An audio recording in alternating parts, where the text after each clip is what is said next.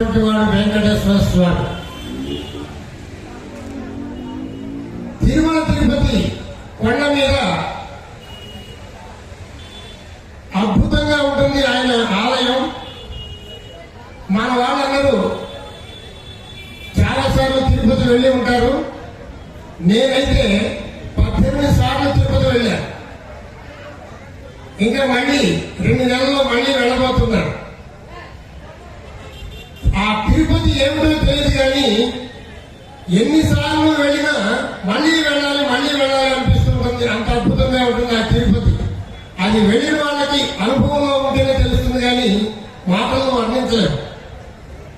ఆ తిరుపతి ఎలా ఉంటుందంటే మన ఈ ప్రపంచానికి వేరొక లోకంలోకి వెళ్ళినట్టుంటుంది. అది నిజంగా వైకుంఠం అంటే ఎలా ఉంటుందా అన్నట్లుగా అద్భుతంగా ఉంటుంది ఆ తిరుపతి. ఆ తిరుపతి వెళ్ళిన తర్వాత బస్సు ఎక్కి మనం దాదాపు ఒక 40 కిలోమీటర్లు బస్సులో ప్రయాణం చేస్తూ 7 కొండలు దాటుకుంటూ ఆ తిరుమల వెళతాం. అలాగే నాకేమనిపిస్తుందంటే ఈ అరకు కూడా ఆ తిరుపతితో పోటీ చేసేటువంటి గ్రామంలో ఉంది. ఎందుకంటే అక్కడ 7 కొండలు ఉన్నాయి. ఇక్కడ ఎస్కోట్ నుండి బస్సు ఎక్కితే ఎస్కోట్ నుండి ఇక్కడికి వచ్చే వరకు 18 కొండలు పైన ఉన్నాయి. ఎంత అద్భుతమో చూడండి. ఇక్కడ మన అరకువేలిలో ఆ వెంకటేశ్వర స్వామి ఆలయం కట్టడం అంగరంగ వైభోగంగా ప్రతి సంవత్సరం కళ్యాణం చేయటం అనేటువంటిది చాలా గొప్ప విషయం. ఇది భవిష్యత్తులో మరొక పెద్ద తిరుపతి అయిపోతుందని నా అభిప్రాయం. ఎందుకంటే ఆ వచ్చే దారి ఎలా ఉంటుంది, బస్సులో వస్తుంటే ఎంతో ఆహ్లాదకరంగా ఉంటుంది. ఆ మలుపులు తిరుగుతూ ఉంటే బస్సు నిజంగా ఆ తిరుపతి వెళ్ళినటువంటి అనుభూతి నాకు కలిగింది. అందుచేతనే నేను ప్రతి సంవత్సరం కూడా ఈ అరకువేలి గ్రామానికి వస్తూ ఉన్నాను. దాదాపుగా 5 సంవత్సరాల నుంచి ఈ అరకువేలి గ్రామానికి శ్రీ వెంకటేశ్వర స్వామి వారి కళ్యాణానికి రావడం, ఏదో నాకు వచ్చినటువంటివి ఆ స్వామి వారి గురించి 4 మాటలు చెప్పడం 5 సంవత్సరాల నుంచి నేను వస్తున్నాను. మాది మచిలీపట్నం. సుమారు 500 కిలోమీటర్లు ప్రయాణం చేసి ఇక్కడికి వస్తున్నాను.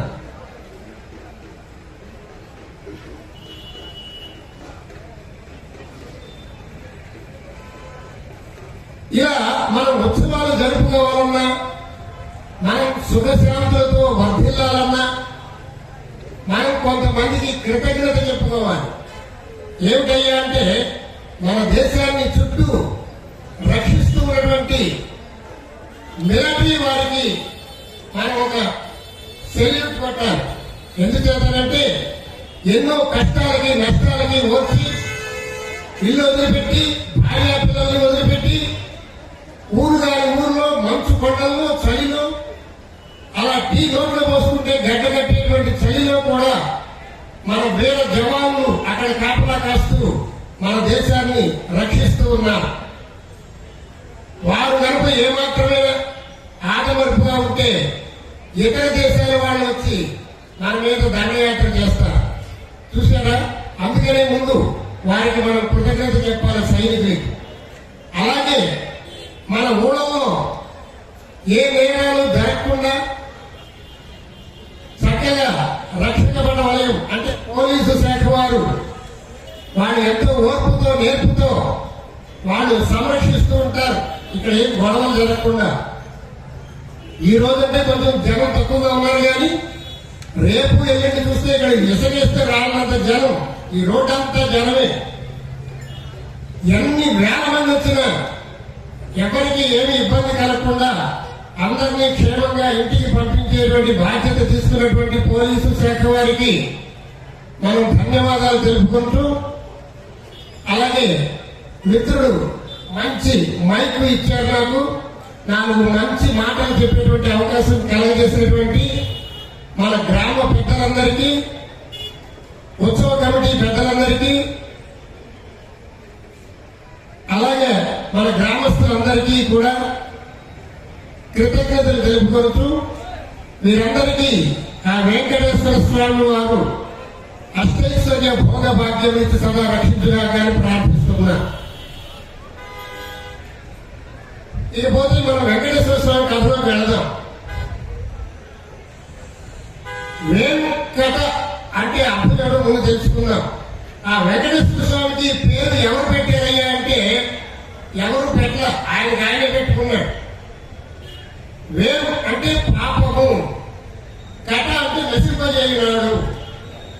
వేరు కట అంటే పాపాలన్నింటినీ నశింపజేయడానికి ఆ శ్రీహరి, ఆ విష్ణుమూర్తి వైకుంఠం నుండి మన మీద దయతో ఇక్కడికి రావడం జరిగింది. రావడం